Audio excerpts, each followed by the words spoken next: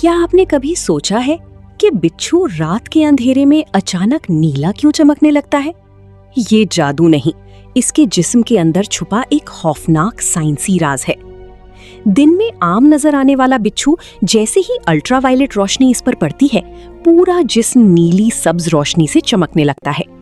साइंसदान भी बरसों तक ये समझने की कोशिश करते रहे कि आखिर ऐसा क्यों होता है।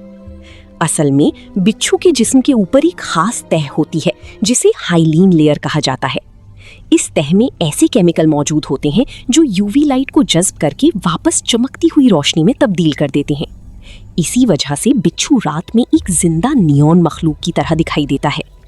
सबसे हैरानकुन बात यह है, कुछ साइंसदानों का मानना है कि बिच्छू अपनी चमक को चांदनी महसूस करने के लिए इस्तेमाल करता है, ताकि उसे पता चल सके कि शिकार के लिए बाहर निकलना महफूज है या नहीं। यानी अगली बार अगर आप अंधेरे में नीली चमकती हुई कोई चीज देखें, तो हो सकता है वो सिर्फ रोशनी ना हो, बल्कि एक खामोश जहरीला शिकारी आपको देख रहा हो।